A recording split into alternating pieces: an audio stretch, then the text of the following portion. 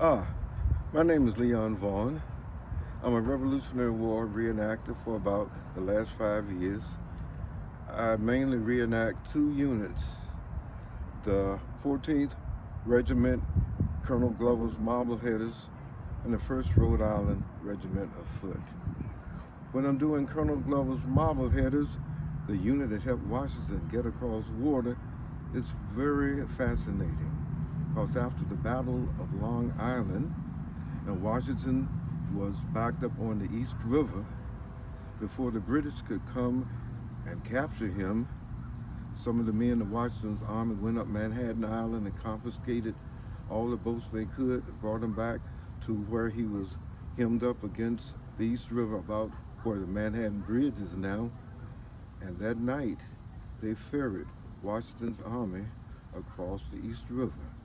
The British Navy couldn't come up and get them because it was at night and it was foggy. And that night, when Washington's army was ferried across the East River, when the British went to capture Washington's army at the camp, they captured 3 men. And they were captured because they stayed behind to loot the camp.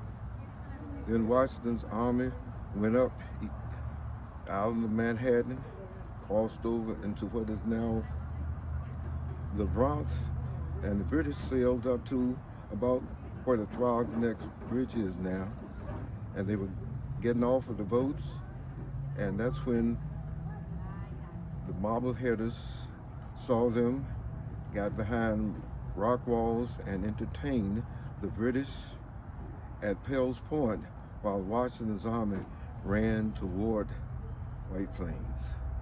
That was the second time the Marbleheaders helped out Washington by fighting what would be known as rearguard action. The last time the Marbleheaders helped out Washington to get across water was Christmas 1776.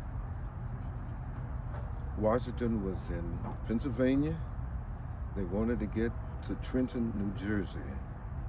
So they went to McConaughey's Ferry, and they used barges, ferries, and some Durham boats that they had gotten from an iron smelter just north of McConaughey's Ferry, and they ferried Washington's army across the Delaware River, Christmas night, 1776, and they went over and surprised the German Hessians that were in Trenton, and Washington got a victory that he needed very well because his army was in a very low ebb because they had been losing so many battles.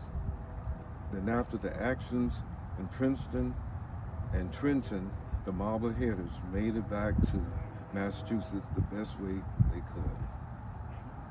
Okay. Thank you. And where are you right now today? Right Liam? now, I'm at Newbridge Landing at the Bergen County Historical Society. We are having a fall festival with the pumpkins and the apples and the people coming through. Okay, excellent. Thank you, Leon. Okay.